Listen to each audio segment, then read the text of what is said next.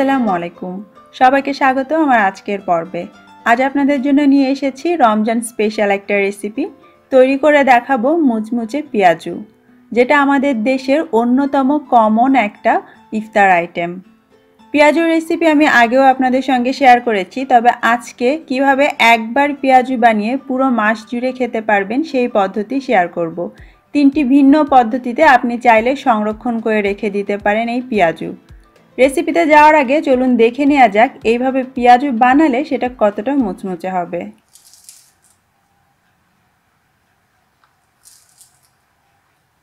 শব্দটা নিশ্চয়ই শুনতে পেয়েছেন, তাহলে আর দেরি না করে চলুন চলে যাই মূল রেসিপিতে।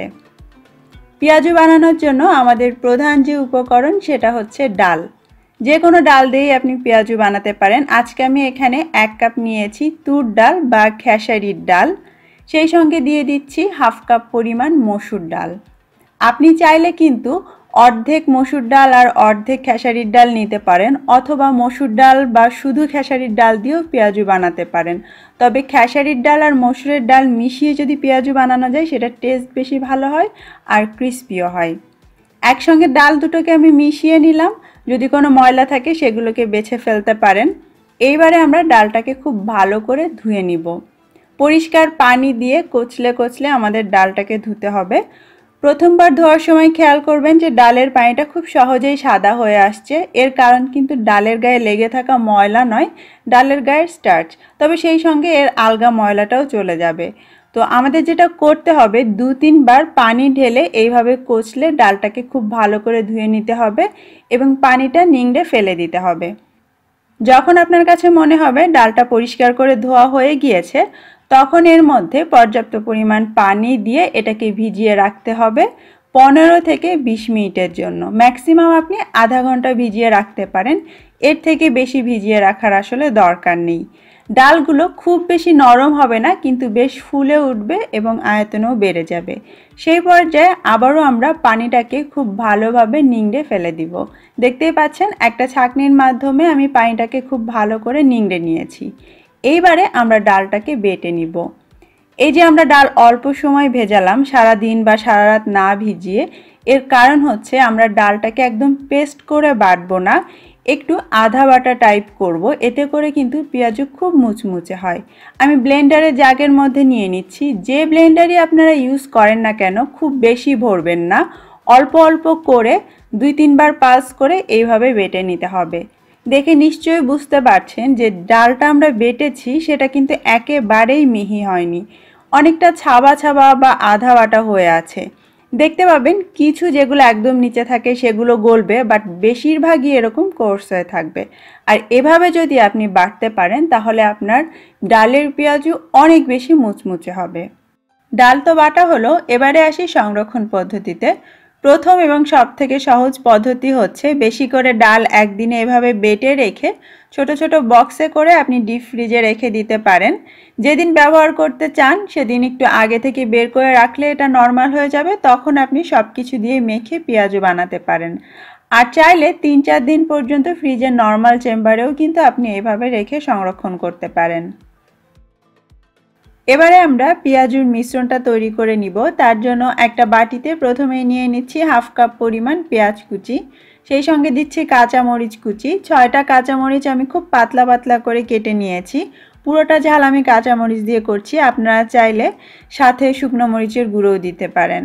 স্বাদ মতো লবণ দিয়েছি, সেই সঙ্গে 1/4 চা চামচ দিলাম হলুদের গুঁড়ো, আধা চা চামচ আদা বাটা এবং 1/4 চা চামচ দিয়েছি রসুন বাটা। এবারে এই সব কিছু একসঙ্গে আলতো করে মিশিয়ে নিব। চটকে চটকে মাখার দরকার নেই, জাস্ট পেঁয়াজটা হালকা নরম হলেই হবে। পেঁয়াজের মিশ্রণটা মাখানো হয়ে গিয়েছে। এবারে আমরা এর মধ্যে আগে থেকে বেটে রাখা সেই ডাল দিয়ে দিব। হাফ কাপ আমি নিয়েছিলাম পেঁয়াজ কুচি, তার জন্য আমি দিলাম 1.5 কাপ পরিমাণ ডাল বাটা। আপনি চাইলে পেঁয়াজের পরিমাণ কিন্তু আরও বাড়িয়ে দিতে পারেন। তারপরে সব কিছু একসঙ্গে খুব ভালো করে মেখে নিতে হবে। আর এই পেঁয়াজুর জন্য এর মধ্যে আপনার কোনো ধরনের বেসন, ময়দা, আটা কিচ্ছু দিতে হবে না, এমনকি পানি দেওয়ারও দরকার নেই। এমনিতেই আমরা এই ডাল বাটাটাকে শুকনো শুকনো করে করেছিলাম, যার জন্য বাইন্ডিংয়ের কিছু লাগবে না, এমনিতেই এটা সুন্দরভাবে শেপ দেওয়া যাবে। আর এভাবে যদি আপনি পেঁয়াজুর মিশ্রণটা মাখান, আপনার পেঁয়াজু মুচমুচে হতে বাধ্য। এখন আমি আপনাদেরকে দেখাবো পেঁয়াজু সংরক্ষণের 2 নাম্বার পদ্ধতি। এই পদ্ধতিতে আপনাকে এরকম ছোট ছোট পেঁয়াজুর শেপ করে যে কোনো একটা ছড়ানো প্লেট বা ট্রেতে পাশাপাশি একটু ফাঁকা ফাঁকা করে বসিয়ে দিতে হবে, যতগুলো একটা প্লেটে ধরে। তারপর এই প্লেটটা ধরে সরাসরি ডিপ ফ্রিজে রেখে দিতে হবে যতক্ষণ না এটার শেপটা একটু টাইট হচ্ছে, অর্থাৎ কিছুটা ফ্রোজেন হচ্ছে। 1 ঘন্টা পরে আমি ডিপ ফ্রিজ থেকে ট্রেটা বের করে নিয়েছি। এরই মাঝে পেঁয়াজুর ওপর থেকে বেশ শক্ত হয়ে গিয়েছে, যদিও এটা পুরোপুরি ফ্রোজেন হয়নি।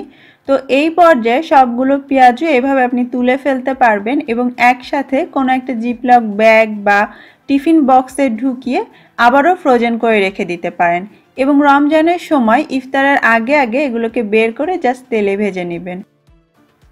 এবারে আমরা পেঁয়াজু সংরক্ষণের 3 নাম্বার পদ্ধতিটা দেখে নিব। এই পদ্ধতিতে পেঁয়াজগুলো আমরা খুব হালকা করে ভেজে তুলব। এজন্য চুলায় মিডিয়াম আঁচে আমি তেল গরম করে নিয়েছি এবং ডুবো তেলে পেঁয়াজগুলো ছাড়ছি। আর ঠিক ততক্ষণ পর্যন্ত আপনি পেঁয়াজগুলো ভাজবেন যতক্ষণ না এগুলো উল্টে দেয়া যায়, অর্থাৎ উল্টে দিতে গিয়ে ভেঙে না যায়। আর যখনই দেখবেন যে আপনি পেঁয়াজগুলো উল্টাতে পারছেন, সাথে সাথে বুঝবেন হয়ে গিয়েছে আর একটুও বেশি সময় এটাকে ভাজার দরকার নেই, তখনই আপনি এটা তুলে ফেলবেন। যারা আপনারা ইন্ডিয়ান গ্রোসারি থেকে নানা রকম সিঙ্গারা, পেঁয়াজু, বড়া এগুলো কিনে খেয়েছেন, দেখে থাকবেন সেখানে কিন্তু ফ্রোজেন এই সিঙ্গারা, পেঁয়াজু, বড়াগুলো আধা ভাজা থাকে, ঘরে এনে আবার সেগুলোকে ভেজে খেতে হয়।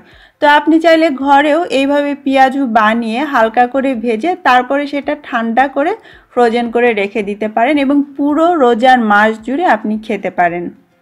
তেল থেকে পেঁয়াজগুলো তোলার পর একটা প্লেটে নিয়ে নিয়েছি এবং অপেক্ষা করব পেঁয়াজগুলো পুরোপুরি ঠান্ডা হওয়া পর্যন্ত। আর এগুলো খেতে যাবেন না, কারণ ভেতরে কিন্তু কাঁচাই থেকে যাবে।